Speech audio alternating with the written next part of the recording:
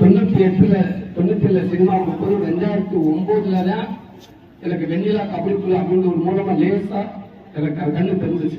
அத்தனை வருஷங்கள் அவ்வளவு கஷ்டங்கள் இல்லாதது எதுவுமே கிடையாது. இதை நான் நிறைய இடத்துல சொல்லியிருக்கேன். திருப்பி நான் சொல்றேன்னு நினைக்காதீங்க. எனக்கு இந்த இடத்துல சொல்றது வேற எனக்கு என்ன வேணும் என்னால இப்படிதான் ஷேர் பண்ணிக்க முடியும். நான் பெருசா படிக்கல. அப்ப எனக்கு வேற மாதிரி நான் படிப்பு ரீதியா எனக்கு சொல்ல தெரியாது. என் வாழ்க்கையில நான் நிறைய படிச்சிருக்கேன். அது விஷயமாலே நான் சொல்ல முடியும்.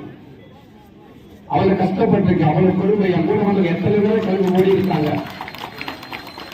எவ்வளவு சொன்னா அவன் சொல்லிக்கிட்டே போகலாம். ஒரு புத்தகமே போடலாம். நான் மட்டும் இல்ல, இன்னைக்கு சாதிச்ச நிறைய பேர் நிறைய துறையில சாதிச்சிருக்காங்கன்னா அத்தனை பேர் கஷ்டப்பட்டு வந்தவங்க. ஆனா அந்த முயற்சி இருந்துகிட்டே இருந்துச்சு என்கிட்ட.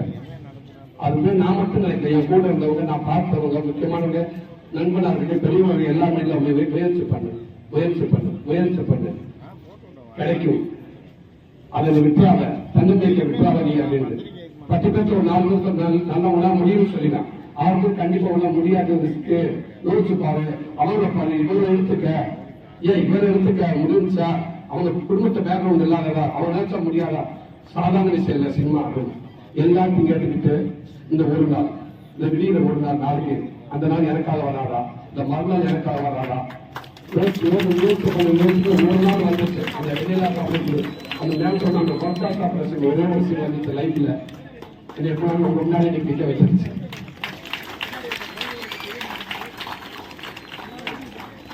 அதுதான் அந்த வாசகம். முயற்சி செய், உன்னால முடியாது எதுவுமே இல்லை. தயவுசெய்து எல்லாமே யோகா பண்ணுங்க. இன்னைக்கு உலகத்துக்கு ரொம்ப தேவையா இருக்குது.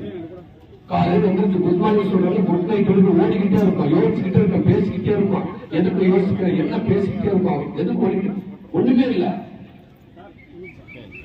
நிம்மதி இல்லை, நிதானம் இல்லை. அதனால யோகா இருந்தா கண்டிப்பா யோகா பயின்றால் எல்லாருக்கும் நல்லா இருக்கும். உடலுக்கு அவ்வளவு ஒரு ஆரோக்கியமான ஒரு விஷயமா இருக்கும். மனசு, உடம்பு, மூச்சு எல்லாத்தையும் மெருகேற்றி அந்த இறைவன் கொடுத்த கலையை உலகத்துக்கு அத்தனை மக்களுக்கு கொண்டு போய் சேர்க்கணும்னு நினைக்கிற இவர்களுக்கு பெரிய ஒரு நன்றி. அதற்கு எங்களால் இறைவனோட தூதர்கள் தான் நினைக்கிறேன். நான் நீங்கெல்லாம் நல்லா இருக்கீங்க, நல்லா இருக்கணும். இப்படி வாய்ப்பு கொடுத்த உங்களுக்கு பெரிய ஒரு நன்றி. இதற்கு மேல இருக்க அத்தனை பேருக்கு நன்றி. ஏன்னா நமக்காக அவங்க எவ்வளவு தியாகம் பண்ணாங்க அந்த நம்ம பார்த்துருக்கோம். தூய்மை பணியாளர்கள், டாக்டர்கள், நர்ஸ்கள், ராணுவத்திலிருந்து ராணுவ அத்தனை பேரும் அவ்வளவு பேரும். அப்ப அந்த விடுதலை படத்தை நான் நடிக்கிறப்ப, அந்த ஒரு குமரேசன் ஒரு கேரக்டரா நான் நடிக்கிறப்ப எனக்கு அப்பதான் தெரிஞ்சு போலீஸா நடிக்கிறது எவ்வளவு கஷ்டம். அப்ப ஒன்னான போலீஸ் எவ்வளவு ஒரு கஷ்டமான சூழ்நிலை. எப்படி நிக்கணும், நம்ம ஒரு பப்ளிக்ல நம்ம எப்படி இருக்கணும், நம்ம எப்படி பிஹேவ் பண்ணணும், ஒரு சல்யூட் எப்படி அடிக்கணும். மேம் சொன்னாங்க வந்து பார்த்துட்டு, சார் ஒரு சல்யூட் போலீஸ்காரங்க அடிக்கின்றது அவ்வளவு சாதாரண விஷயம் இல்லை சார். அதுக்கு இவ்வளவு நாள் நாங்க பயிற்சி எடுப்போம். அதை அசால்ட்டா நீங்க குறுகிய காலத்துக்குள்ள பயிற்சி எடுத்து அந்த சல்யூட் நீங்க அடிச்சிட்டீங்கன்னு சொன்னாங்க. ரொம்ப நன்றி மேம். ஒரு காவல்துறையில ஒரு வீட்டை நடிச்சுட்டு உங்க முன்னாடி அந்த வார்த்தை வருது. எனக்கு மட்டும் இல்ல, என் விடுதலை ஒட்டுமொத்த திமுக விருதா நினைக்கிறீங்க.